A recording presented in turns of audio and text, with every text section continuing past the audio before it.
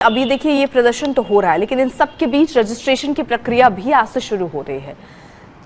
इन विरोध प्रदर्शनों का कितना असर पड़ सकता है, क्योंकि सरकार ने तो पहले ही अपना स्टैंड क्लियर कर दिया है कि उस योजना को पीछे नहीं लेने वाले हैं।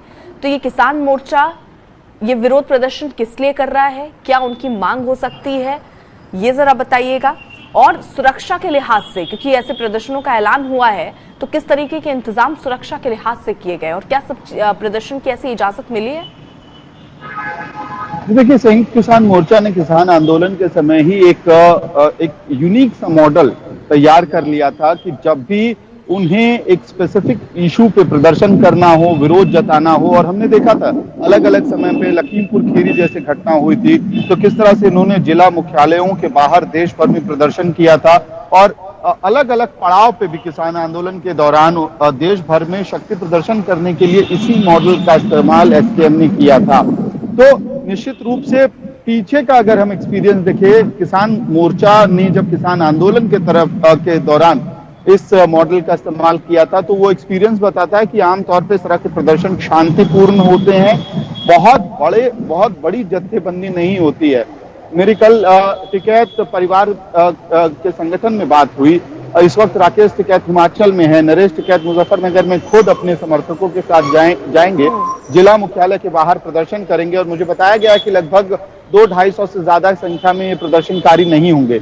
यानी कि इस वक्त एसकेएम आज की तारीख में जो प्रदर्शन कर रहा है वो एक तरह से कहा जा सकता है कि सिंबॉलिक प्रदर्शन है और अपना सपोर्ट एक्सटेंड कर रहे हैं लोग एंटी अग्निपथ प्रोटेस्टर्स की तरफ। और इसके पीछे एक वजह भी है। देखिए, हमें समझना पड़ेगा कि एसकेएम की मजबूरी है कि वो इस तरह का प्रदर्शन करे। मजबूरी के पीछे जो सबसे अहम वजह ये है कि अगर आप हरियाणा, पंजाब, राजस्थान या बिहार या उत्तर प्रदेश में देखें, जिस तरह से युवा, जिस पृष्ठभूमि के युवा अग्निपथ का जो टीजी है, टारगेट ग्रुप है, वो ग्रामीण पृष्ठभूमि से आता है युवा, खेती किसानी के पृष्ठभूमि से आता है युवा। तो यानी कि जो संयुक्त किसान मोर्चा का टीजी है, टारगेट ग्रुप है, उन्हीं परिवारों के बच्चे अग्निपथ स्कीम के तहत अग्निवीर बनेंगे। और इसी वजह से संयुक्त किसान मोर्चा को लगता है कि उसको इस वक्त ये कॉल लेना पड़ेगा। अगर वो अपने स्टेक होल्डर्स, अपने टारगेट ग्रुप के लिए आवाज नहीं उठाता है, जिस बात को लेके उनका टारगेट ग्रुप जो खेती किसानी से जुड़े हुए परिवार हैं, वो परेशान हैं, वो चिंतित हैं, अगर उनकी आवाज नहीं उठाता है तो एसकेएम की रेलेवेंस पे भी सवाल उठेगा। तो निश्चित रूप से एसकेएम इस पूरी सिचुएशन को समझ के आज का प्रदर्शन कर रहा है, लेकिन उम्मीद यही है कि ये प्रदर्शन शांतिपूर्ण रहेगा, सिंबॉलिक रहेगा। बहुत बड़ी जत्थेबंदियां आपको देश भर के डिस्ट्रिक्ट हेडक्वार्टर्स के बाहर नहीं दिखाएंगी। 200 और 250 की संख्या में हो सकता है लोग इकट्ठा हों और प्रदर्शन अपना जो रोष है, अपना गुस्सा है या विरोध है, वो जाहिर करें। लेकिन जिस तरह से हमने जो रूप पहले देखा था किसान आंदोलन के समय कि जब 1000, 5000, 10,000 की संख्या में प्रोटेस्ट कॉल में लोग इकट्ठा हो जाते थे, वैसी स्थिति नहीं बनेगी, नंबर एक। और नंबर दो, जिस तरह से हिंसक प्रदर्शन हुआ है पिछले हफ्ते, वैसी भी संभवतः स्थिति आज नहीं बननी चाहिए। कम से कम एसकेएम की तैयारी यही रहेगी। लेकिन एक बहुत अहम बात है जो इस वक्त हरियाणा से निकल के आ रही है और पंजाब से एक कोशिश जरूर चल रही है। वहां पे जिस तरह से जमींदारा स्टूडेंट ऑर्गेनाइजेशन है, ये वैसे संगठन हैं जो खेती किसानी से जुड़े हुए बच्चों को इकट्ठा करके, एकत्रित करके पिछले कई समय से अलग अलग तरह के विश्वविद्यालयों के अंदर विरोध प्रदर्शन किया है इन लोगों ने।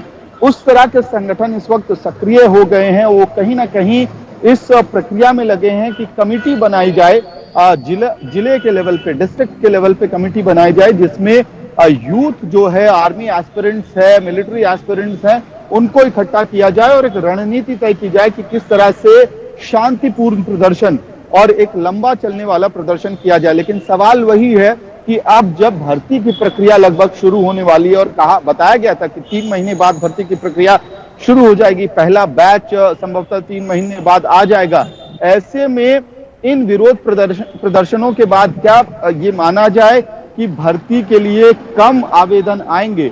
मुझे लगता है कि आवेदनों की संख्या में शायद कमी ना हो, क्योंकि इसके पीछे एक पृष्ठभूमि है।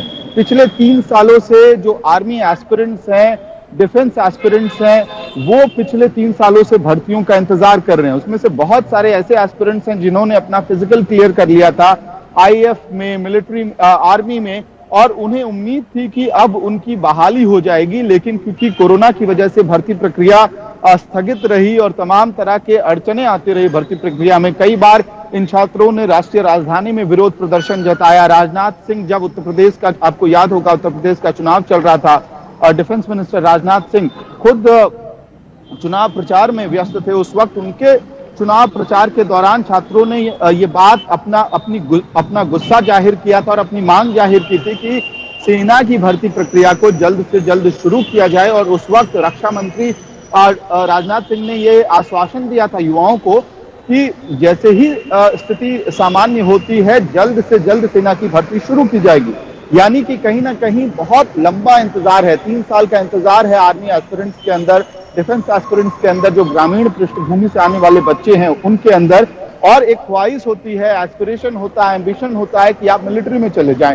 और ये भी समझना होगा कि एक लड़का जब सिपाही बनता है भारतीय सेना में या भारत के डिफेंस फोर्सेस में, तो सिर्फ उसका जीवन नहीं संवरता है, आमतौर पे ग्रामीण पृष्ठभूमि से आने वाले इन बच्चों के परिवारों में बहुत बड़ी तब्दीली आती है। छोटे भाई बहनों की जिंदगी, पढ़ाई लिखाई, शादी, तमाम जो प्रक्रियाएं होती हैं वो स्ट्रीमलाइन हो जाती है। और इसी वजह से एक तरफ से देशभक्ति की भावना से ओतप्रोत आपको दिखते हैं, दूसरी तरफ से जॉब सिक्योरिटी का भी एक बहुत बड़ा जो आर्मी एस्पिरेंट्स होते हैं वो ड्राइविंग फैक्टर होता है उनके अंदर। तो 3 साल से लंबित भर्तियां, उसका इंतजार, और अब जब अग्निवीर के तहत भर्ती होनी है, तो मुझे लगता है कि जब भर्ती प्रक्रिया शुरू होगी तो उस वक्त संख्या कम नहीं होगी। ये बच्चे भले ही अभी प्रदर्शन कर रहे हैं, लेकिन इनके पास अप्लाई करने के अलावा कोई ऑप्शन नहीं है। और ऐसे में जो army chief lieutenant general Anil ji की तरफ से जो बयान आया था, अनिल पुरी की तरफ से, कि जो लोग आर्सन कर रहे हैं, हंगामा कर रहे हैं, उन लोगों को नहीं लिया जाएगा, तो वो बड़ा स्ट्रांग मैसेज था। और संभवतः इसी वजह से था कि 3 महीने में भर्तियां होनी है, तो ये जो हिंसक आंदोलन है वो रुक जाए।